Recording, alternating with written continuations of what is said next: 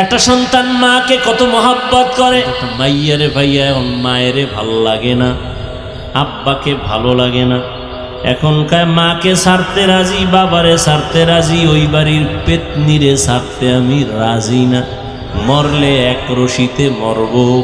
মাকেও ভাল লাগে না, বাবাকেও লাগে না, মরতে রাজি। বিষয়টা কি? মাঝখানে কাজ করে কি? মহব্বত, ঠিক না? একটা মাইয়ার মহব্বতে মা বাবারে ছাড়ে, আল্লাহর মহব্বতে, রসুলের মহব্বতে উম্মত কেন দুনিয়া ছাড়বে না? ফিলিস্তিনের মুসলমান জীবন পর্যন্ত দিয়া দিছে শাহাদাতের দরওয়াজায়, আল্লাহর দ্বীনের মহব্বত। পৃথিবীর ইতিহাসে শ্রেষ্ঠ এক বেঈমান ফেরাউন নামের গোটা ইতিহাসের পৃষ্ঠার বড় বেঈমান, নিজের খোদা দাবি করল। শুধু খোদা না, বড় খোদা। খোদা দাবি করলে আবার ছোট ছোট খোদা বইলা দাবি দরকার কি? বড় খোদা। আল্লাহ কোরআনে তা আয়াত দিয়ে বইলে দিছেন। কি দাবি করছিল? ফেরাউন বলছিল আনা রব্বুকুমুল, আমি শুধু খোদা না, সব থেকে বড় খোদা। আল্লাহ তাআলা তার ঘরে দিলেন তার স্ত্রীর নাম কি? আসিয়া, একজন নারী।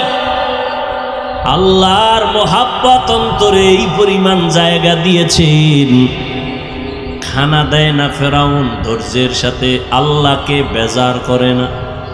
ফেরাউন ঘুমানোর জায়গা দেয় না, মন কষ্ট নিয়েও থাকে, আল্লাহর বিরুদ্ধে যায় না, মন খারাপ করে না। আল্লাহর কাছে চাইছেন, ও আল্লাহ তোমার কাছে একটা জান্নাতে ঘর বানায় দাও, আল্লাহ বানায় দিছেন। ফেরাউনের স্ত্রী আসিয়া বললেন অকালাত রব্বি ইবনি লি ইনদাকা বাইতান ফিল জান্নাহ, ও আল্লাহ তোমার কাছে জান্নাতে একটা ঘর আমি আসিয়ার জন্য বানায় দাও। যেই ফেরাউন আল্লাহর সাথে যুদ্ধ কইরা নিজের খোদা দাবি করলো, ওই ঘরে এক আল্লাহর বান্দি তার স্ত্রী ফেরাউনের আসিয়া আল্লাহকে এমন মোহাব্বতের বন্ধনে আবদ্ধ করেছেন, মদিনার নবী বলেন জান্নাতের মধ্যে আমি মুহাম্মদের সাথে আসিয়ার বিবাহ হয়ে যাবে।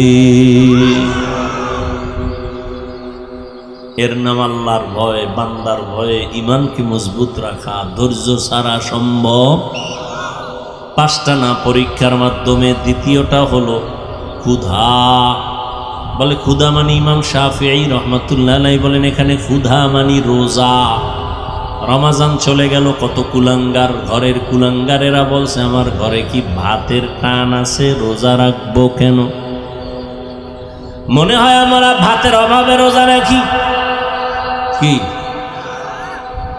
আরে রোজা তো হিন্দুরাও রাখে, খ্রিস্টানেরাও রাখে, ইহুদিরাও রাখে, বৌদ্ধরাও রাখে, সব ধর্মে রোজা আছে, তবে নাম আলাদা, সিস্টেম আলাদা। সব ধর্মের মধ্যে না খাওয়ার সাধনা নামে রোজা রাখে, আর আমরা মুসলমানেরা না খাওয়ার সাধনার নামে রোজা রাখি না। আমরা না খাওয়ার সাধনা করিয়া এর মধ্যে আমার আল্লাহ পাওয়ার সাধনা করি। এজন্যই তো আল্লাহ বলছেন রোজা দিলাম কেন? মুত্তাকি হওয়ার জন্য। ইয়া আইয়ুহাল্লাযীনা আমানু কুতিবা আলাইকুমুস সিয়াম কামা কুতিবা আলাল্লাযীনা মিন ক্বাবলিকুম লাআল্লাকুম তাত্তাকুন। ক্ষুধার মাধ্যমে আল্লাহ পরীক্ষা করবেন। রোজা রয় নাই মুসলমান। একদল রোজা রাখছিল ঠিক, তারাবির নামাজ পড়ে নাই। কি পড়ে নাই? এরা সবগুলো নবীর দুশ্মন। আল্লাহটা ঠিক রাখছে, নবীরটা ঠিক রাখে নাই। রোজা হলো আল্লাহর, তারাবি রসুলের। যারা তারাবি ভরে না এরা রসুলেরটা ঠিক রাখে নাই, অথচ চাপাবাজি করে আশেকে রসুল। আবার একদল তারাবি পড়ছে, পুরাটা পড়ে নাই। আছে না নাই? বিষয় কি? আপনি পড়লে 20 রাকাতই পড়তেন, কম কেন? কম কেন? Corona corona. করোনা এখন আছে নাকি? করোনা কইরা তো মক্কাওয়ালারা 10 রাকাত পরে, আপনি আরো কম পড়েন কেন? ঘুমের ঘরে নবীর সাহাবী ওমরের সাথে আমার ঝগড়া লাগছে, এই জন্য ঘুরি না, কারণ আমি ওমরের মানি না, মুহাম্মদের মানি। এরকম অতি চালাক বেয়াদব আছে না নাই? নবী বলেন ৭২ দল জাহান্নামে যাবে, এক দল জান্নাতে যাবে। ক্বালু মান হিয়া ইয়া রাসূলুল্লাহ, ও নবী একটা দল জান্নাতে যাবে, পরিচয় কি? ক্বালা মা আনা আলাইহি ওয়া আসহাবি, নবী বলেন আমারে যারা মেনে চলবে, আমার সাহাবাদের মেনে যারা চলবে তারা জান্নাতি। অতএব যারা বলে আমি নবী মানি সাহাবাদের মানি না, তারা ৭২ দলের অন্তর্ভুক্ত জাহান্নামী। ক্ষুধার মাধ্যমে পরীক্ষা হবে রোজা। রোজা মানি আখিরাতের সওয়াব শুধু এতটুকু না, আল্লাহর কসম শরীরটা সুস্থ রাখার যতটা উপকরণ আছে এর মধ্যে একটা শ্রেষ্ঠ উপকরণ হলো রোজা, শরীরকে সুস্থ রাখার জন্য সহায়ক। গুগলে গিয়ে সার্চ দিও রোজা রাখলে শরীরের উপকার কি, কিয়ামতের সওয়াব আছে আলাদা আলাদা, শরীরের উপকার কি।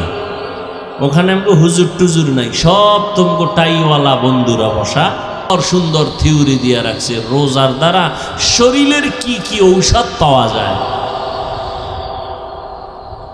শরীরের ভেতরে অনেক জীবাণু থাকে, রোজা রাখলে ওই জীবাণু নষ্ট করে ফেলে। এজন্য নবী শুধু রমজানে রোজা না, আরাফার রোজা, আশুরার রোজা, এমনকি সপ্তাহে 2 দিন সোমবার আর বৃহস্পতিবারও নবী রোজার আমল করতেন। শরীর ব্যালেন্স থাকে, ঠিক থাকে, সুস্থ থাকে। আর যারা জনমের মতো খায়, এক সময় খাওয়ান বন্ধ, বিছানার একেবারে স্থায়ী বান্দা বিছানার সাথে মিলে যায়, অসুস্থ হইয়া পড়ে থাকে দীর্ঘদিন বিছানায়। খাইছে আবল যাবল উল্টা পাল্টা, খালি যা পাইছে খাইছে, গরুর মতো খাইছে, কোনো বাধা নাই। হাঁটছে আর খাইছে, গরুতে হাঁটে আর চাটে, এও হাঁটে আর চাটে মানুষ। 3 নাম্বার পরীক্ষা হবে মালের ঘাটতি। ইমাম শাফিঈ রাহমাতুল্লাহ আলাইহি বলেন মালের ঘাটতির দ্বারা উদ্দেশ্য এখানে যাকাত।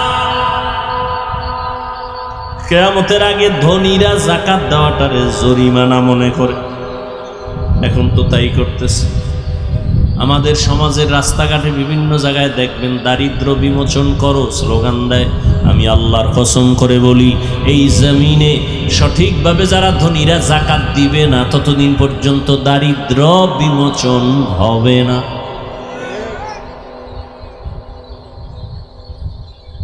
যাকাত দেয় নামকে অস্তে দেখায়, আমি দিছি পৃথিবীর কোম্পানি এর থেকে আর 3rd ক্লাসের কাপড় আর বানায় না, এটাই 3rd ক্লাসের। On time on test, 2nd টেস্টে আরে কাপড় টিকে না। কি আল্লাহ হেদায়েত দান করেন। তাহলে যাকাত, মাল আল্লাহর রাস্তায় ব্যয় করো, আল্লাহ মাল দিবে, কমায় দিবে, এটা আল্লাহর পরীক্ষা। ধৈর্য ধারণ করো, শুকর আদায় করো। যে বেশি মাল হইলে মনে হয় আমি আল্লাহর থেকে দূরে সরিয়ে যাইতাম, অতএব আল্লাহ আমার যেটা খায়ের চাইছেন, ভালো চাইছেন, ওটাই করছেন। মাল আসবে চলে যাবে, ঘাটতি হবে, এটা ইমানের পরীক্ষা। পাশ করার জন্য লাগবে ধৈর্য। 4 নাম্বার হলো জীবনের ঘাটতি, জানের ঘাটতি। ইমাম শাফিঈ রাহমাতুল্লাহ আলাইহি এখানে জানের ঘাটতি দ্বারা বুঝাইছেন অসুস্থতা। মাঝে মাঝে আল্লাহ অসুস্থ বানায় দিবেন, ধৈর্য ধারণ করো। আল্লাহ আমাকে আপনাদের সবাইকে ধৈর্য ধারণকারীদের অন্তর্ভুক্ত করে দেন, বলেন আমিন। অসুস্থতা মাঝে মাঝে হবে, ধৈর্য ধারণ করো, তাড়াহুড়া নাই, পাগলামি নাই, আল্লাহর সাহায্য কামনা করো। মুসিবত জানের দ্বারা জান আল্লাহর রাস্তায় চলে যাবে, অনেক সময় আল্লাহ নিয়েও যাবেন। আবার পঞ্চম নাম্বার ফলের ঘাটতি। ফল দ্বারা এখানে মাকসাদ হলো, উদ্দেশ্য হলো সন্তান। কোরআন শরীফে মা যারা আছে, সন্তানের মা, এদেরকে বলা হয়েছে ফসল উৎপাদনের জমিন, ক্ষেত। আর এই ক্ষেতের ফসল হলো সন্তান। আল্লাহ সন্তান দিয়া নিয়ে যাবেন। এটাও মুমিনের জন্য পরীক্ষা। ধৈর্য ধারণ করো, সবরের সাথে আল্লাহর সাহায্য চাও। মুসিবতের বেলায় ধৈর্য, গুনাহের বেলায় ধৈর্য, ইবাদতের বেলায় ধৈর্য। আল্লাহর কাছে তওবা করো, ক্ষমা চাও। ও দয়ার মালিক, তোমার মোহাব্বত আমার দুর্বলতার কারণে আজ আমি পিছনে পড়ে গেলাম। ধৈর্য হয় না যে একটু নামাজে দাঁড়াবো, ধৈর্যের অভাবেই পারি না রোজা রাখবো, ধৈর্যের অভাবেই পারি না একটু কান্না করব, ওলামায়ে কেরামের কাছে যাব। ধৈর্য আল্লাহর কাছে চাও। আল্লাহ বলেন আমার কাছে চাইলে ফেরত নাই। সবাই মনে মনে আল্লাহকে বলো, হে আল্লাহ, ধৈর্য ধারণকারী হিসাবে তোমার পরীক্ষায় পাশ করতে চাই। জীবনে কত নামাজ ছাড়লাম, তোমার ভয় না নিয়ে দুনিয়ার ভয়ে কত অন্যায় করলাম। মা বাবার ভয়ে কত অন্যায়, স্ত্রীর কথার ভয়ে কত অন্যায়, দুশ্মনের ভয়ে কত কথার কারণে আমি কত অন্যায় করেছি। নামাজ পড়ি নাই, রোজা রাখি নাই, যাকাত দেই না, হালাল খাই নাই। আজকে থেকে তোমার ভয় নিয়েই রেডি হয়ে গেলাম। মরতে রাজি, তারপরও তোমার বিরুদ্ধে যাব না। ফেরাউনের ঘরে আসিয়া যদি আল্লাহর দ্বীনের উপরে মজবুত হইয়া চলতে পারে, ও পর্দার আড়ালের আম্মা জানেরা, আপনারা কেন পারবেন না? সাহাবায়ে কেরাম যদি জীবন বিসর্জন দিয়া দ্বীনের উপরে মজবুত হয়ে চলতে পারে, ও মুসলমান ও যুবক ও বৃদ্ধ বাবাজি, আপনারা কেন পারবেন না? হযরতে আলী মাত্র 7 বছরে নবীর হাতে গিয়া কালেমা পড়লেন। ও আল্লাহর বান্দা, ওমরের মতো বান্দা নবীরে জবাই করতে গিয়া 27 বছরে ওমর কালেমা পড়ে তরবারি নিয়ে দাঁড়ায় গেল নবীর পক্ষে বেঈমানের বিরুদ্ধে। ও যুবক, তুমি কেন পারবা না? এতদিন শয়তানের ধোকায় ছিলা। ওমর কান্না করে, 27 বছর পর্যন্ত আমি ধোকায় পড়েছিলাম, এখন আমি আলোর কাছে আসছি। ও আল্লাহ, আমারে মাফ করে দাও। আল্লাহর নবীর ছোঁয়া লাগছে, আল্লাহ মাফ করে দিছেন। আল্লাহ জান্নাতের টিকিট দিয়া দিলেন। আবু বকর, ওমর, ওসমান আলী সহ 10 জন সাহাবা রাদিয়াল্লাহু আনহুম আজমাইন। এরপর ওমরের কান্না বন্ধ নাই। জান্নাতের টিকিট পাইয়াও আবু বকর কাঁদেন, ওমর কাঁদেন, আল্লাহর কাছে কেমনে দাঁড়াবো? অতএব বান্দা তওবা করো। ও বৃদ্ধ বাবাজি, আল্লাহর কাছে তওবা করেন। আবু বকরের মতো গোলাম বুড়া হয়ে গেছে, নবীরে পাইয়া কান্দে, নবী গো, আমার জীবনের বেশিরভাগ গুনায় কাটাইলাম, জাহান্নামী হইয়া আপনারে পাইয়া আমি তওবা করে নিলাম। আবু বকর যদি পারে, ও বুড়া বাবাজিরা, আপনারা কেন পারবেন না? হ্যাঁ, ওরে এতক্ষণ সাহাবাদের কথা বললাম, এখন আপনার সামনে পেছনে ডানে বামে আপনি হাঁটার পথে দেখেন, চলার পথে দেখেন, বাজারে স্কুলে ঘাটে দেখেন, আপনার মতো মুরব্বী 5 বেলার নামাজ পড়ে, ব্যবসা করে, চাকরি করে নাই? ও যুবক, তোমার মতো যুবক স্কুলে পড়ে, কলেজে পড়ে, ব্যবসা করে, চাকরি করে, নামাজ ছাড়ে না, তুমি কেন পারবা না? ও আল্লাহর বান্দারা, ও পর্দার আড়ালের মা বোনেরা, এখনো আপনাদের মতো কত মা 5 বেলার নামাজ পড়ে, স্বামীর মাল হেফাজত করে, আপনারা কেন পারবেন না? তওবা করে নেন। মরিয়া গেলে আর গুনাহ করব না, আর দাড়ি কাটবো না যুবকরা, আর বেপরদায় চলবা না। আল্লাহ আমাদের সবাইকে খাঁটি তওবাওয়ালা বানায় দেন। তওবার উপরে মজবুত হইয়া চলার মতো তৌফিক দান করেন, আমিন। অবশ্যই পরীক্ষা নেবেন মুমিনের।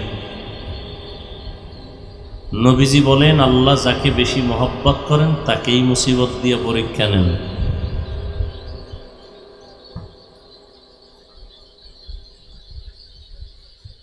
দুনিয়াটা পরীক্ষার হল।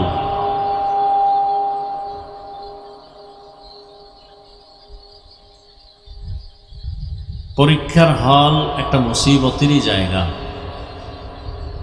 পরীক্ষার হলে গিয়া কেউ ঘুমায় না, খানা খাওয়ার কোনো চিন্তা থাকে না, পেরেশানি থাকে,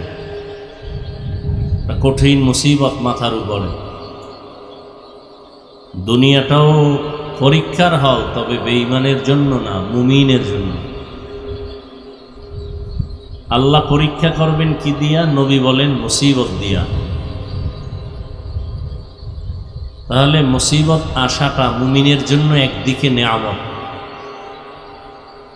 কেন আল্লাহ পরীক্ষা করবেন? মোহাব্বত বাড়ানোর জন্য, ঈমানকে মজবুত করার জন্য। হাদিসে রসুল অন্য জায়গায় বলেন, আল্লাহ পাক যাকে বেশি মর্যাদা দিতে চান মোহাব্বতের কারণে, কিন্তু তার ওই পরিমাণ আমল নাই। যেই আমলে আল্লাহ তাকে উঁচা করবেন, উপরে উঠাবেন, মর্যাদা বাড়াবেন, ওই পরিমাণ আমল তার নাই। নবীজি বলেন তখন তাকে মুসিবত দিয়া, সবরের পরীক্ষা নিয়া, ওই মুসিবতে যদি সে ধৈর্য ধারণ করে, আল্লাহ পাকে মুসিবতের সবরের কারণে মর্যাদা বাড়ায়।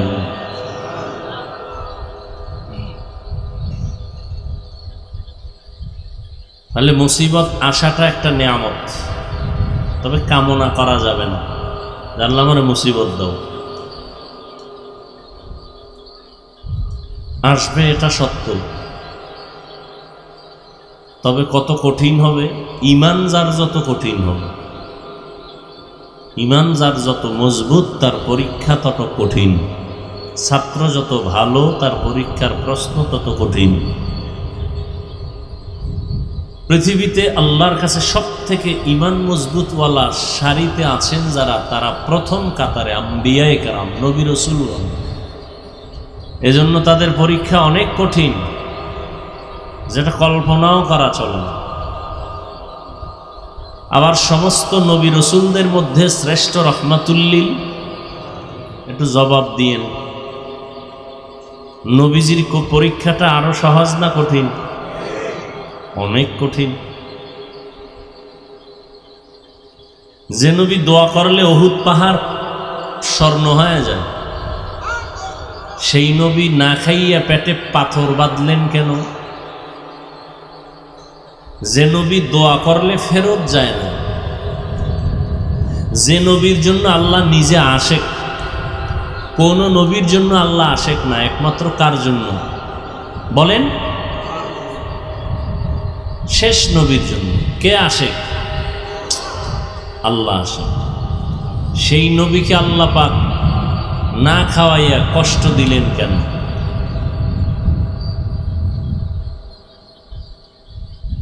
সেই নবী দুনিয়াতে এসে বাবাকে বাবা বলে ডাকতে পারেননি, চেহারাও দেখেননি, 6 বছরে মা হারায় ফেললেন। আপন যারা সব জানের দুশ্মন হয়ে গেল। আবার এই ভালোবাসার ব্যক্তিটারে পাঠাইছেন পৃথিবীর নিকৃষ্ট লম্পটের শহরে। মক্কার মানুষ ছিল চরিত্রহীন, লম্পট, চূড়ান্ত খারাপ। খারাপের যত লাইন আছে সব ওদের মধ্যে ছিল। আল্লাহর নবীকে আল্লাহ এখানে পাঠালেন কেন? আবার সেই নবী প্রায় 3 বছর বংশের লোকেরা তাকে গৃহবন্দী করে রাখছে, খানা বন্ধ, পানি বন্ধ। রহমতের নবী গাছের পাতা ছিঁড়ে ছিঁড়ে চাবাইয়া খেয়ে তারপরে পেটের ক্ষুধা নিবারণ করছেন। এটা কল্পনা করা যায়? ভালোবাসার মানুষকে কখনো কি এরকম কেউ করে? কথা বলেন না কেন? ঈমান যার যত মজবুত, তার পরীক্ষা তত কঠিন। এজন্য আমাদের আকাবিরিন আসলাফ যারা, আহলুল্লাহ যারা, মুসিবত আসলে এরা বলতেন ইন্না লিল্লাহি, কথার আগে বা এখানে পরিবর্তন করে তারা বলতেন আলহামদুলিল্লাহ। ইন্না লিল্লাহ পড়তেন না, কি পড়তেন? আরে মুসিবত আসলে কি পড়তে হয়? কি পড়তে হয়? ইযা আসাবাতহুম মুসিবাতুন ক্বালু ইন্না লিল্লাহি ওয়া ইন্না ইলাইহি রাজিউন। আল্লাহ নিজে শিখাইয়া দিলেন মুসিবত যখন আসবে তখন এই দোয়া পড়ো, ইন্না লিল্লাহি। আর আমাদের আল্লাহওয়ালারা কেন বলতেন আলহামদুলিল্লাহ? বলো ওই যে মুসিবত আসাটা নেয়ামত, নেয়ামতের শুকর আদায়তে আলহামদুলিল্লাহ বলি।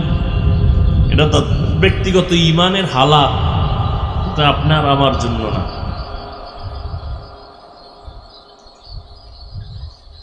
আল্লাহ, তাহলে মুসিবত আসাটা আল্লাহর নেয়ামত, আসবেই।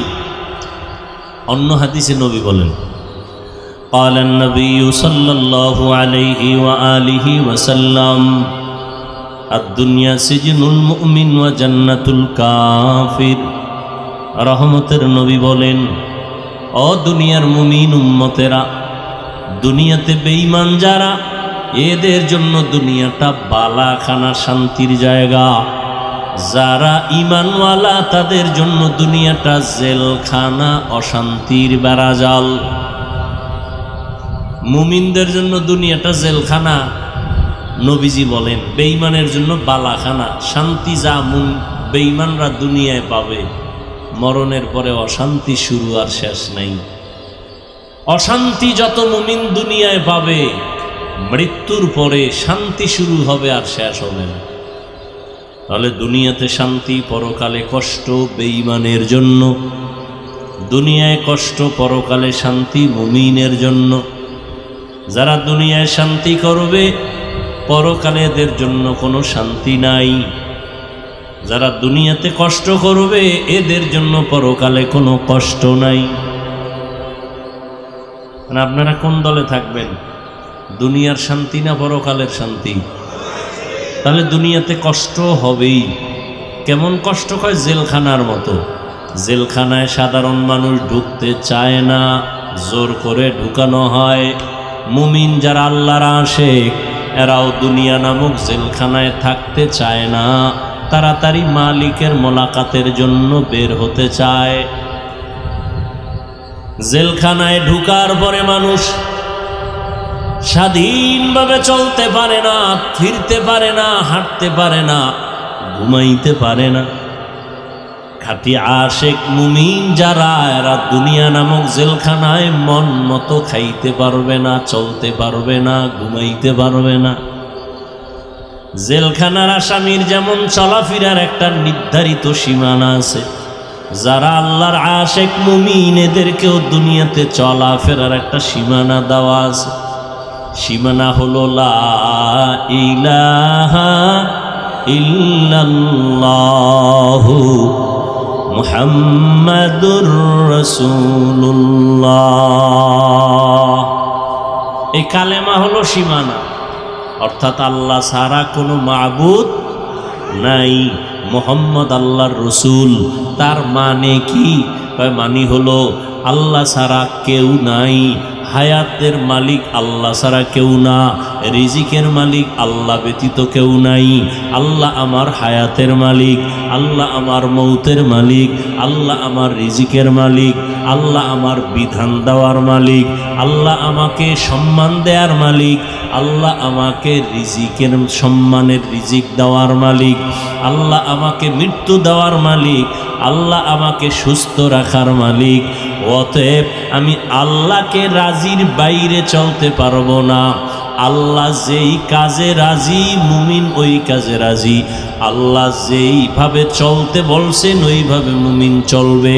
আল্লাহ বলেন খানা থাকবে অনেক রকম, খাওয়া যাবে না, আগে যাচাই করবা কোনটা হালাল কোনটা হারাম। জেলখানার আসামি মনে চাইলেই খাইতে পারে? পারে না। মুমিন যারা মনে চাইলেই খাইতে পারবেন। কি নামাজের মধ্যে ক্ষুধাও আছে, নামাজে দাঁড়াইছে, চাইলেই এখন পকেটের মধ্যে চানাচুর আছে খাবে, পান আছে খাবে, পান মুখে দিয়ে নামাজে দাঁড়াবে? হবে? হবে না। হালাল, কিন্তু পান খাওয়া কি হারাম? বলেন না কেন? আরে ভাই বলেন না কেন? এটা নিয়েও বহুত ঝামেলা। বেশি ফতোয়াবাজি ওয়াজের ভ্যান্ডেলে কইরা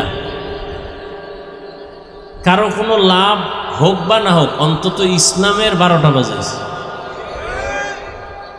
সাধারণ মানুষ আবেগলা তো, আশেপাশে মাদ্রাসা আছে, হুজুর আছে, হ্যাঁ প্রশ্নের জন্য যাবে না, বক্তারে প্রশ্ন করে একটা প্যাঁচ লাগাই দেবে।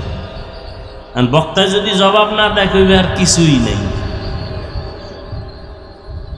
যে প্রশ্ন করছে ও প্রশ্নর কিচ্ছুই বুঝে না,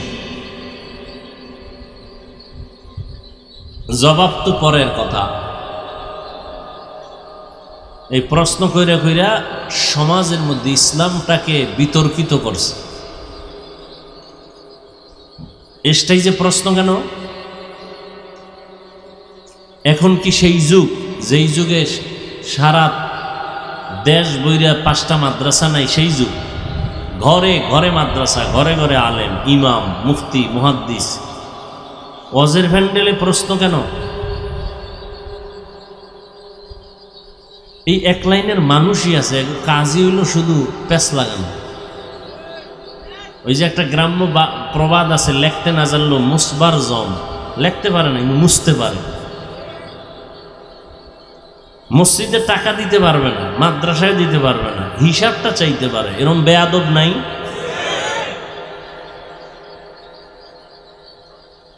আল্লাহ হেদায়াত দান করুন।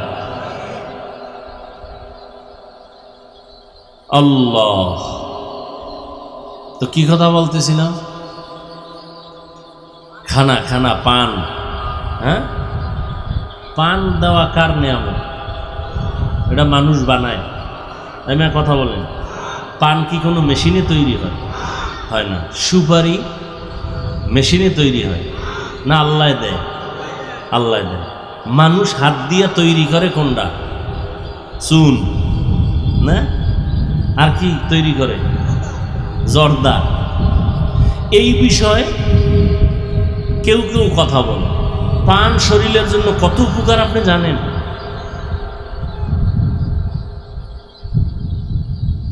পান খাইয়া মাথা নষ্ট হয়েছে এরকম কোনো প্রমাণ কারো কাছে আছে কিনা? আমার কাছে থাকলে দিন, যে একজনে পান খাইতে খাইতে এর কথার ব্যালেন্স হারায় গেছে। আছে কোনো প্রমাণ? তো কেন খারাপ বলবেন? বিড়ি টানলে দুর্গন্ধ আসে না সুগন্ধ? একজনে পান খাইলে কি কোনো দুর্গন্ধ আছে? এখন সুন্দর ঘ্রাণওয়ালা জর্দা আছে, যাতে মাথা নষ্ট হবে না, কোনো কি নেশার কোনো ভাবই আসবে না। আপনি কেন এটাকে নিষেধ করবেন? হ্যাঁ, প্রত্যেকটা জিনিস সীমানার মধ্যে থাকবে, সীমা অতিরিক্ত কিছুই না করা, সেটা ভিন্ন কথা।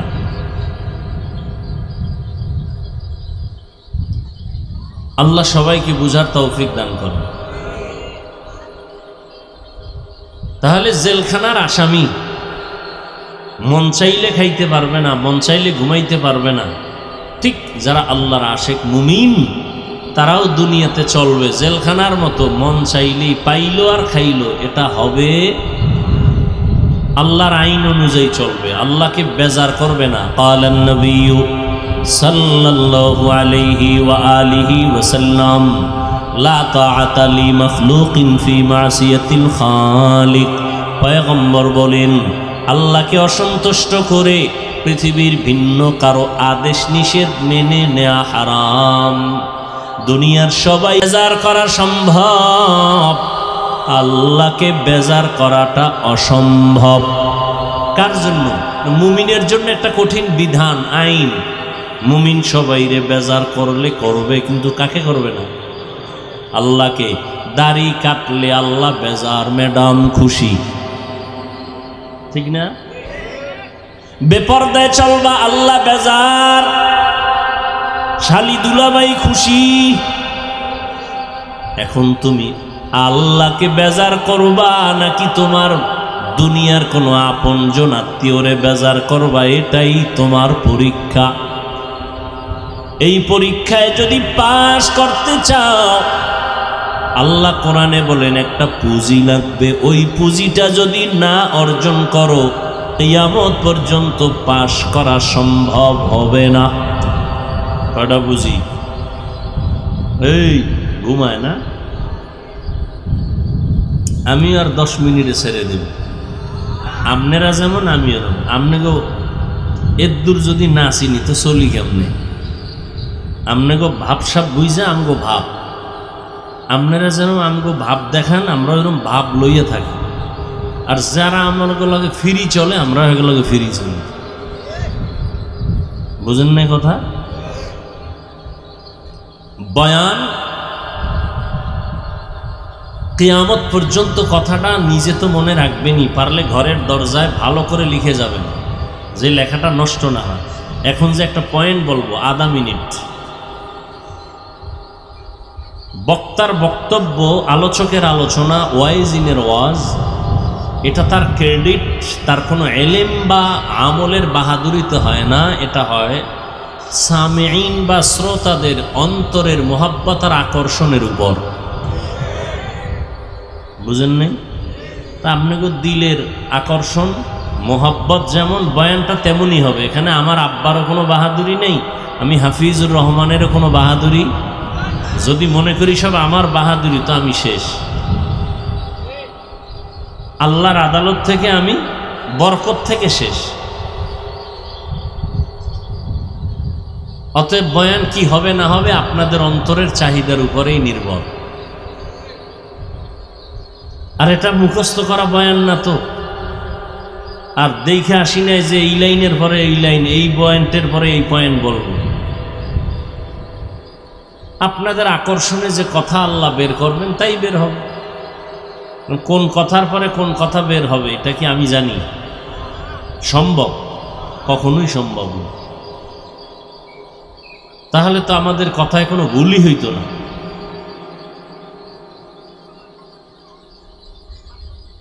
তাহলে পরীক্ষা পাশ করার জন্য কয়টা পুঁজি লাগবে? একটা। পুঁজিটার নাম ধৈর্য। পুঁজির নাম ধৈর্য। এই ধৈর্য কত দামি এক সম্পদ!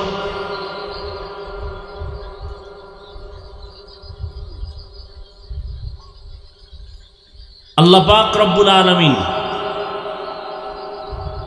বারবার ধৈর্যের বয়ান করছেন। ধৈর্য ধরো, ইয়া আইয়ুহাল্লাযীনা আমানুসবিরু ওয়া সাবিরু ওয়া রাবিতু ওয়াত্তাকুল্লাহ। ধৈর্য ধারণ করো, বড় দামি এক সম্পদ। কত দামি! আল্লাহ কোরআনে বলেন, যারা ধৈর্য ধারণ করবে আমি আল্লাহ বিশাল বড় দুইটা পুরস্কার তারে দান করব, একটা দুনিয়ায় আর একটা পরকালে। এটা হলো বড় বড়, আরো ছোটখাটো আছে।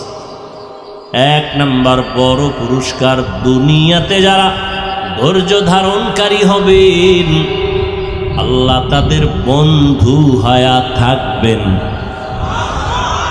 আরো আস্তে করে বল। আল্লাহ কি আসতে বললে শুনেন না? না সন্দেহ আছে? একটু কম শুনেন। হ্যাঁ, তাহলে জোরে বলেন কেন? আস্তে কথা বলেন। আর এই যুক্তিটা ফজরের নামাজের শেষ 2 রাকাতে লাগাই দিবেন যে ইমাম সাহেব হুজুর আল্লাহ কি আসতে বললে শুনে? হ্যাঁ শুনে। তাহলে আজকে ফজরের নামাজে জোরে কোনো আলহামদু করবেন না, পুরা নামাজটা চুপচাপ পড়ায় দেন। যুক্তিবাদীর এই যুক্তি চলবে ফজরের নামাজে? যুক্তি মানলে ঈমান থাকবে? যুক্তি দিয়া আল্লাহ পাওয়া যায় না, বেঈমান হওয়া যায়, নাস্তিক হওয়া যায়, বেশ্যা তাসলিমা নাসরিন হওয়া যায়, হুমায়ুন আজাদ হওয়া যায়। বুঝেননি? তারপর হুমায়ুন আজাদ কি? নাস্তিক। তাসলিমা নাসরিন কি? নাস্তিক। অথচ নাম কত সুন্দর, কত সুন্দর। আমগো গ্রামের নাম কি? বৃষ্টি, নদী, হ্যাঁ, সাগর, হৃদয়, সবুজ, গম্বুজ, কত আজে বাজে নাম। হাসি, খুশি, বৃষ্টি, কত নাম যেগুলো অনেক সময় মুখে আনতেও লজ্জা লাগে। এই নামগুলো কোনো বেঈমানের বাড়ি নেই।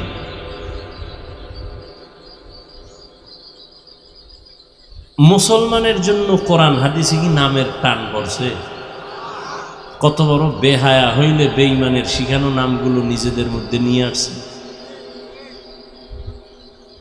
অথচ সহিহ হাদিসে নবী বলেন কিয়ামতের দিন যার নামটা সুন্দর হবে আল্লাহ নামের বরকতে তাকে জান্নাত দিয়ে দেবে।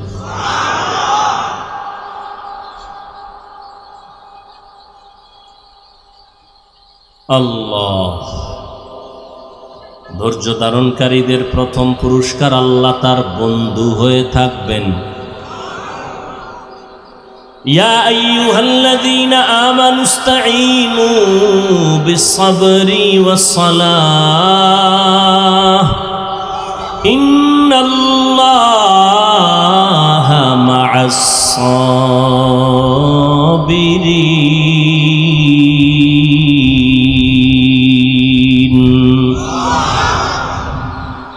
ও মুমিনেরা, কোন বেঈমানকে আল্লাহ বলেন নাই তোমরা সাহায্য প্রার্থনা করো সবর ও সালাতের মাধ্যমে, নিশ্চয়ই আল্লাহ সাবিরিনদের সাথেই থাকবেন।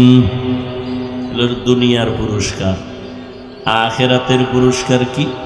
আল্লাহ তাআলা ধৈর্য ধারণকারীদের বিনা হিসাবে জান্নাত দিয়ে দিবেন। ইন্নামা ইউওয়াফাস সাবিরুনা আজরাহুম বিগাইরি হিসাব।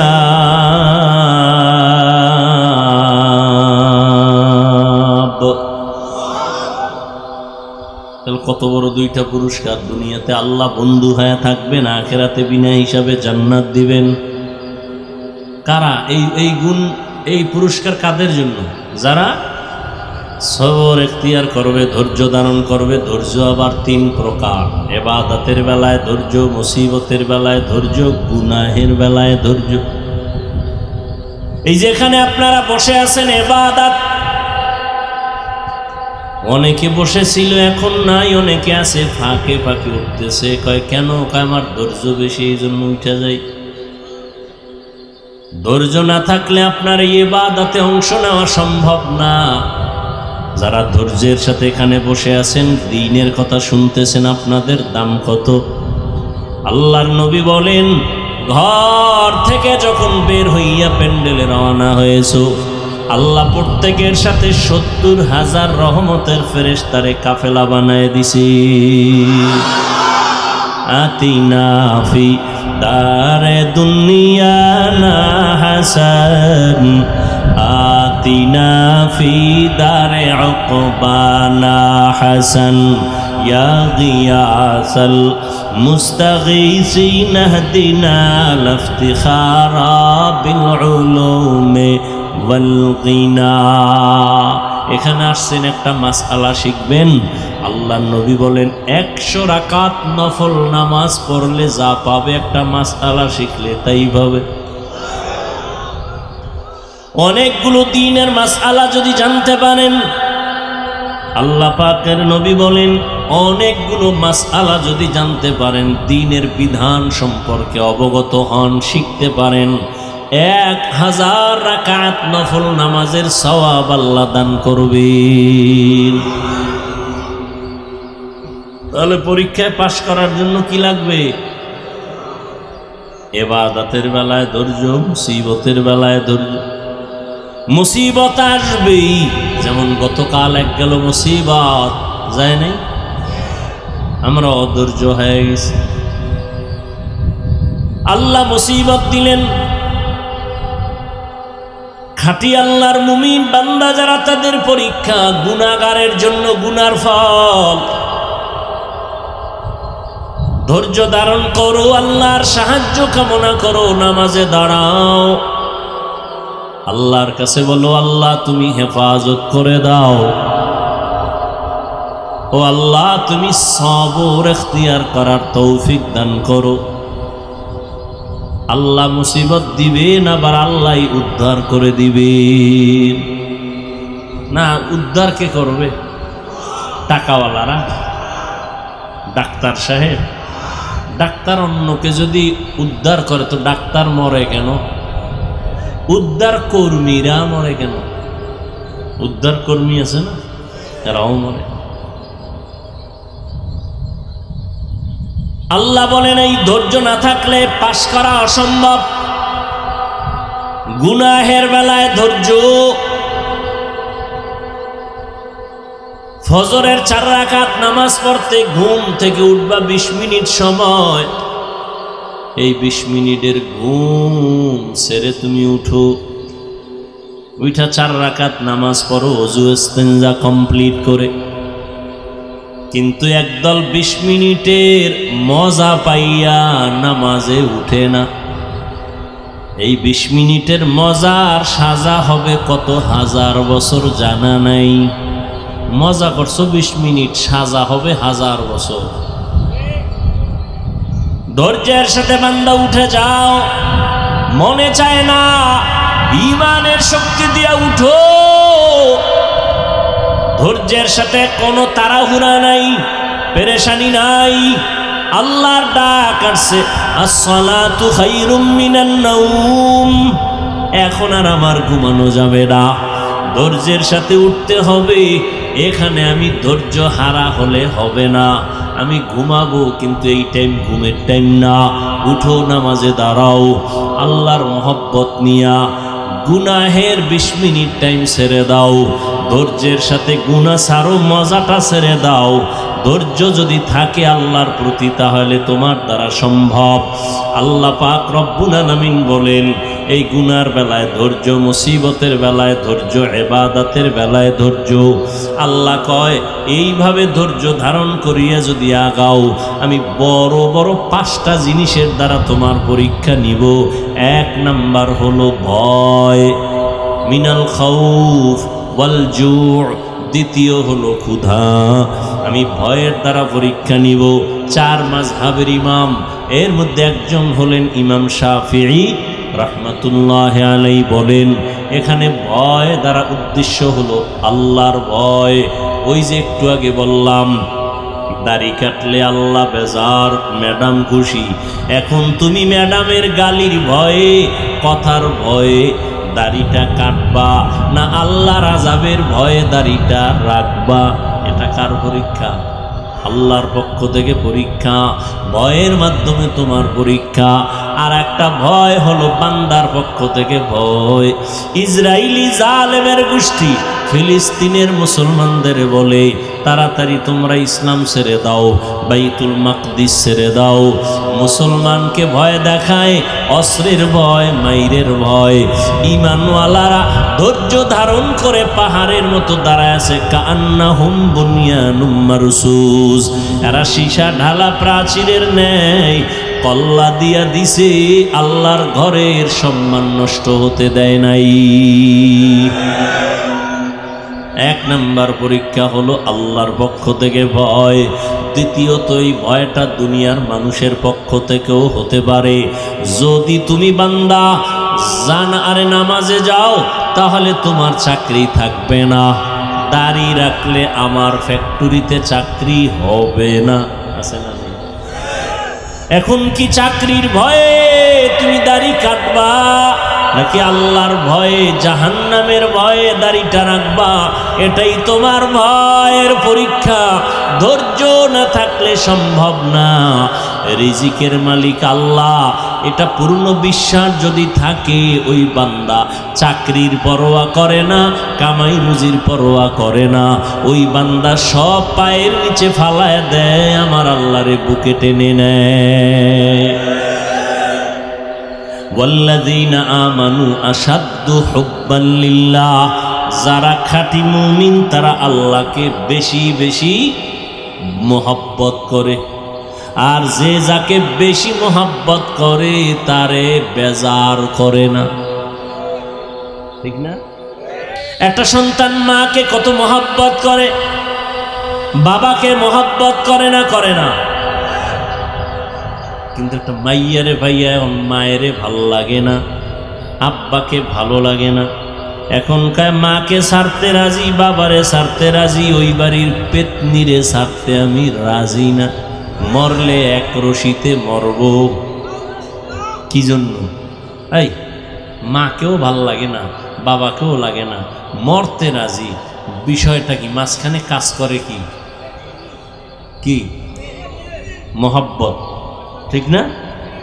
একটা মাইয়ার মোহব্বতে মা বাবারে ছাড়ে, আল্লাহর মোহব্বতে, রসুলের মোহব্বতে উম্মত কেন দুনিয়া ছাড়বে না? ফিলিস্তিনের মুসলমান জীবন পর্যন্ত দিয়া দিছে শাহাদাতের দরওয়াজায়, আল্লাহর দ্বীনের মোহাব্বত। পৃথিবীর ইতিহাসে শ্রেষ্ঠ এক বেঈমান ফেরাউন নামের গোটা বেঈমানদের এক বড় ইতিহাসের পৃষ্ঠার বড় বেঈমান নিজের খোদা দাবি করল। শুধু খোদা না, বড় খোদা। খোদা দাবি করলে আবার ছোট ছোট খোদা বইলা দাবি দরকার কি? বড় খোদা। আল্লাহ কোরআনে তা আয়াত দিয়ে বইলা দিছেন। কি দাবি করছিল? ফেরাউন বলছিল আনা রব্বুকুমুল, আমি শুধু খোদা না, সব থেকে বড় খোদা। আল্লাহ তাআলা তার ঘরে দিলেন তার স্ত্রীর নাম কি? আসিয়া, একজন নারী। আল্লাহর মোহাব্বত অন্তরে এই পরিমাণ জায়গা দিয়েছেন, খানা দেয় না ফেরাউন ধৈর্যের সাথে, আল্লাহকে বেজার করে না। ফেরাউন ঘুমানোর জায়গা দেয় না, মন কষ্ট নিয়েও থাকে, আল্লাহর বিরুদ্ধে যায় না, মন খারাপ করে না। আল্লাহর কাছে চাইছেন, ও আল্লাহ তোমার কাছে একটা জান্নাতে ঘর বানায় দাও, আল্লাহ বানায় দিছেন। ফেরাউনের স্ত্রী আসিয়া বললেন অকালাত রব্বি ইবনি লি ইনদাকা বাইতান ফিল জান্নাহ, ও আল্লাহ তোমার কাছে জান্নাতে একটা ঘর আমি আসিয়ার জন্য বানায় দাও। যেই ফেরাউন আল্লাহর সাথে যুদ্ধ কইরা নিজের খোদা দাবি করলো, ওই ঘরে এক আল্লাহর বান্দি তার স্ত্রী ফেরাউনের আসিয়া আল্লাহকে এমন মোহাব্বতের বন্ধনে আবদ্ধ করেছেন, মদিনার নবী বলেন জান্নাতের মধ্যে আমি মুহাম্মদের সাথে আসিয়ার বিবাহ হয়ে যাবে। এর নাম আল্লাহর ভয়, বান্দার ভয়ে ইমানকে মজবুত রাখা। ধৈর্য ছাড়া সম্ভব পাঁচটা না পরীক্ষার মাধ্যমে। দ্বিতীয়টা হলো ক্ষুধা। বলে ক্ষুধা মানে ইমাম শাফিঈ রহমাতুল্লাহ আলাইহি বলেন এখানে ক্ষুধা মানে রোজা। রমাজান চলে গেল, কত কুলাঙ্গার, ঘরের কুলাঙ্গারেরা বলছে আমার ঘরে কি ভাতের টান আছে, রোজা রাখবো কেন? মনে হয় আমরা ভাতের অভাবে রোজা রাখি। কি আরে রোজা তো হিন্দুরাও রাখে, খ্রিস্টানেরাও রাখে, ইহুদিরাও রাখে, বৌদ্ধরাও রাখে। সব ধর্মে রোজা আছে, তবে নাম আলাদা, সিস্টেম আলাদা। সব ধর্মের মধ্যে না খাওয়ার সাধনা নামে রোজা রাখে, আর আমরা মুসলমানেরা না খাওয়ার সাধনার নামে রোজা রাখি না। আমরা না খাওয়ার সাধনা করিয়া এর মধ্যে আমার আল্লাহ পাওয়ার সাধনা করি। এজন্যই তো আল্লাহ বলছেন রোজা দিলাম কেন? কয় মুত্তাকি হওয়ার জন্য। ইয়া আইয়ুহাল্লাযীনা আমানু কুতিবা আলাইকুমুস সিয়াম কামা কুতিবা আলাল্লাযীনা মিন ক্বাবলিকুম লাআল্লাকুম তাত্তাকুন। ক্ষুধার মাধ্যমে আল্লাহ পরীক্ষা করবেন। রোজা রয় নাই মুসলমান। একদল রোজা রাখছিল ঠিক, তারাবির নামাজ পড়ে নাই। কি পড়ে নাই? এরা সবগুলো নবীর দুশ্মন। আল্লাহটা ঠিক রাখছে, নবীরটা ঠিক রাখে নাই। রোজা হলো আল্লাহর, তারাবি রসুলের। যারা তারাবি ভরে না এরা রসুলেরটা ঠিক রাখে নাই, অথচ চাপাবাজি করে আশেকে রসুল। আবার একদল তারাবি পড়ছে, পুরাটা পড়ে নাই। আছে না নাই? বিষয় কি আপনি পড়লে 20 রাকাতি পড়তেন, কম কেন? কম কেন? করোনা করোনা তো করোনা এখন আছে নাকি? করোনা করোনা কইরা তো মক্কাওয়ালারা 10 রাকাত পরে, আপনি আরো কম পড়েন কেন? ঘুমের ঘরে নবীর সাহাবী ওমরের সাথে আমার ঝগড়া লাগছে, এই জন্য করি না। কারণ আমি ওমরের মানি না, মুহাম্মদের মানি। এরকম অতি চালাক বেয়াদব আছে না নাই? নবী বলেন 72 দল জাহান্নামে যাবে, এক দল জান্নাতে যাবে। ক্বালু মান হিয়া ইয়া রাসূলুল্লাহ, ও ও নবী, একটা দল জান্নাতে যাবে, পরিচয় কি? ক্বালা মা আনা আলাইহি ওয়া আসহাবি। নবী বলেন, আমারে যারা মেনে চলবে, আমার সাহাবাদের মেনে যারা চলবে তারা জান্নাতি। অতএব যারা বলে আমি নবী মানি, সাহাবাদের মানি না, তারা ৭২ দলের অন্তর্ভুক্ত জাহান্নামী। ক্ষুধার মাধ্যমে পরীক্ষা হবে রোজা। রোজা মানি আখিরাতের সওয়াব শুধু এতটুকু না, আল্লাহর কসম, শরীরটা সুস্থ রাখার যতটা উপকরণ আছে এর মধ্যে একটা শ্রেষ্ঠ উপকরণ হলো রোজা। শরীরকে সুস্থ রাখার জন্য সহায়ক। গুগলে গিয়ে সার্চ দিও রোজা রাখলে শরীরের উপকার কি, কিয়ামতের সওয়াব আছে আলাদা আলাদা, শরীরের উপকার কি। ওখানে আমাকে হুজুর টুজুর নাই, সব তোমাকে টাইওয়ালা বন্ধুরা বসা, আর সুন্দর থিওরি দিয়ে রাখছে রোজার দ্বারা শরীরের কি কি ঔষধ পাওয়া যায়। শরীরের ভেতরে অনেক জীবাণু থাকে, রোজা রাখলে ওই জীবাণু নষ্ট করে ফেলে। এজন্য নবী শুধু রমজানে রোজা না, আরাফার রোজা, আশুরার রোজা, এমনকি সপ্তাহে 2 দিন সোমবার আর বৃহস্পতিবারও নবী রোজার আমল করতেন। শরীর ব্যালেন্স থাকে, ঠিক থাকে, সুস্থ থাকে। আর যারা জনমের মতো খায়, এক সময় খাওন বন্ধ, বিছানার একেবারে স্থায়ী বান্দা বিছানার সাথে মিলে যায়, অসুস্থ হইয়া পড়ে থাকে দীর্ঘদিন বিছানায়। খাইছে আবল যাবল, উল্টা পাল্টা, খালি যা পাইছে খাইছে, গরুর মতো খাইছে, কোনো বাধা নাই। হাঁটছে আর খাইছে, গরুতে হাঁটে আর চাটে, এও হাঁটে আর চাটে মানুষ। 3 নাম্বার পরীক্ষা হবে মালের ঘাটতি। ইমাম শাফিঈ রাহমাতুল্লাহ আলাইহি বলেন, মালের ঘাটতির দ্বারা উদ্দেশ্য এখানে যাকাত।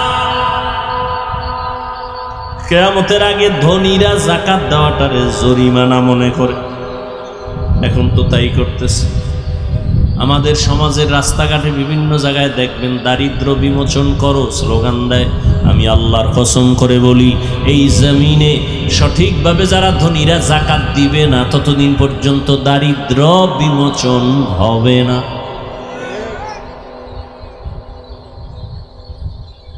যাকাত দেয় নামকে অস্তে দেখায়, আমি দিছি পৃথিবীর কোম্পানি এর থেকে আর 3rd ক্লাসের কাপড় আর বানায় না, এটাই 3rd ক্লাসের। On time, on test, 2nd টেস্টে আরে কাপড় টিকে না। কি আল্লাহ হেদায়েত দান করেন। তাহলে যাকাত, মাল আল্লাহর রাস্তায় ব্যয় করো, আল্লাহ মাল দিবে, কমায় দিবে। এটা আল্লাহর পরীক্ষা। ধৈর্য ধারণ করো, শুকর আদায় করো। যে বেশি মাল হইলে মনে হয় আমি আল্লাহর থেকে দূরে সরিয়ে যাইতাম, অতএব আল্লাহ আমার যেটা খায়ের চাইছেন, ভালো চাইছেন, ওটাই করছেন। মাল আসবে, চলে যাবে, ঘাটতি হবে, এটা ইমানের পরীক্ষা। পাশ করার জন্য লাগবে ধৈর্য। 4 নাম্বার হলো জীবনের ঘাটতি, জানের ঘাটতি। ইমাম শাফিঈ রাহমাতুল্লাহ আলাইহি এখানে জানের ঘাটতি দ্বারা বুঝাইছেন অসুস্থতা। মাঝে মাঝে আল্লাহ অসুস্থ বানায় দিবেন, ধৈর্য ধারণ করো। আল্লাহ আমাকে আপনাদের সবাইকে ধৈর্য ধারণকারীদের অন্তর্ভুক্ত করে দেন, বলেন আমিন। অসুস্থতা মাঝে মাঝে হবে, ধৈর্য ধারণ করো, তাড়াহুড়া নাই, পাগলামি নাই, আল্লাহর সাহায্য কামনা করো। মুসিবত জানের দ্বারা, জান আল্লাহর রাস্তায় চলে যাবে, অনেক সময় আল্লাহ নিয়েও যাবেন। আবার 5 নাম্বার ফলের ঘাটতি। ফল দ্বারা এখানে মাকসাদ হলো, উদ্দেশ্য হলো সন্তান। কোরআন শরীফে মা যারা আছে, সন্তানের মা, এদেরকে বলা হয়েছে ফসল উৎপাদনের জমিন, ক্ষেত। আর এই ক্ষেতের ফসল হলো সন্তান। আল্লাহ সন্তান দিয়া নিয়ে যাবেন। এটাও মুমিনের জন্য পরীক্ষা। ধৈর্য ধারণ করো। সবরের সাথে আল্লাহর সাহায্য চাও। মুসিবতের বেলায় ধৈর্য, গুনাহের বেলায় ধৈর্য, ইবাদতের বেলায় ধৈর্য। আল্লাহর কাছে তওবা করো, ক্ষমা চাও। ও দয়ার মালিক, তোমার মোহাব্বত আমার দুর্বলতার কারণে আজ আমি পিছনে পড়ে গেলাম। ধৈর্য হয় না যে একটু নামাজে দাঁড়াবো, ধৈর্যের অভাবেই পারি না রোজা রাখবো, ধৈর্যের অভাবেই পারি না একটু কান্না করব, ওলামায়ে কেরামের কাছে যাব। ধৈর্য আল্লাহর কাছে চাও। আল্লাহ বলেন আমার কাছে চাইলে ফেরত নাই। সবাই মনে মনে আল্লাহকে বলো, হে আল্লাহ, ধৈর্য ধারণকারী হিসাবে তোমার পরীক্ষায় পাশ করতে চাই। জীবনে কত নামাজ ছাড়লাম, তোমার ভয় না নিয়ে দুনিয়ার ভয়ে কত অন্যায় করলাম, মা বাবার ভয়ে কত অন্যায়, স্ত্রীর কথার ভয়ে কত অন্যায়, দুশ্মনের ভয়ে কত কথার কারণে আমি কত অন্যায় করেছি। নামাজ পড়ি নাই, রোজা রাখি নাই, যাকাত দেই না, হালাল খাই নাই। আজকে থেকে তোমার ভয় নিয়েই রেডি হয়ে গেলাম। মরতে রাজি, তারপরও তোমার বিরুদ্ধে যাব না। ফেরাউনের ঘরে আসিয়া যদি আল্লাহর দ্বীনের উপরে মজবুত হইয়া চলতে পারে, ও পর্দার আড়ালের আম্মা জানেরা, আপনারা কেন পারবেন না? সাহাবায়ে কেরাম যদি জীবন বিসর্জন দিয়া দ্বীনের উপরে মজবুত হয়ে চলতে পারে, ও মুসলমান ও যুবক ও বৃদ্ধ বাবাজি, আপনারা কেন পারবেন না? হযরতে আলী মাত্র 7 বছরে নবীর হাতে গিয়া কালেমা বললেন। ও আল্লাহর বান্দা, ওমরের মতো বান্দা নবীরে জবাই করতে গিয়া 27 বছরে ওমর কালেমা পড়ে তরবারি নিয়ে দাঁড়ায় গেল নবীর পক্ষে বেঈমানের বিরুদ্ধে।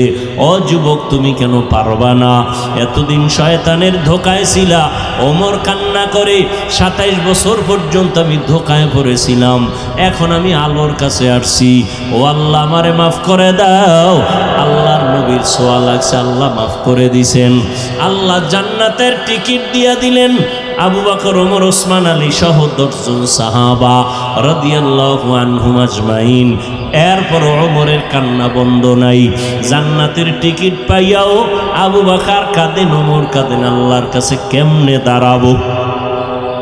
অতএব বান্দা তওবা করো। ও বৃদ্ধ বাবাজি, আল্লাহর কাছে তওবা করেন। আবু বকরের মতো গোলাম বুড়া হয়ে গেছে, নবীরে পাইয়া কান্দে, নবী গো, আমার জীবনের বেশিরভাগ গুনায় কাটাইলাম, জাহান্নামী হইয়া আপনারে পাইয়া আমি তওবা করে নিলাম। আবু বকর যদি পারে, ও বুড়া বাবাজিরা, আপনারা কেন পারবেন না? হ্যাঁ, ওরে এতক্ষণ সাহাবাদের কথা বললাম, এখন আপনার সামনে পেছনে ডানে বামে আপনি হাঁটার পথে দেখেন, চলার পথে দেখেন, বাজারে স্কুলে ঘাটে দেখেন, আপনার মতো মুরব্বী 5 বেলার নামাজ পড়ে, ব্যবসা করে, চাকরি করে নাই? ও যুবক, তোমার মতো যুবক স্কুলে পড়ে, কলেজে পড়ে, ব্যবসা করে, চাকরি করে, নামাজ ছাড়ে না, তুমি কেন পারবা না? ও আল্লাহর বান্দারা, ও পর্দার আড়ালের মা বোনেরা, এখনো আপনাদের মতো কত মা 5 বেলার নামাজ পড়ে, স্বামীর মাল হেফাজত করে, আপনারা কেন পারবেন না? তওবা করে নেন। মরিয়া গেলে আর গুনাহ করব না, আর দাড়ি কাটবো না যুবকরা, আর বেপরদায় চলবা না। আল্লাহ আমাদের সবাইকে খাঁটি তওবাওয়ালা বানায়া দেন। তওবার উপরে মজবুত হইয়া চলার মতো তৌফিক দান করেন। আমিন।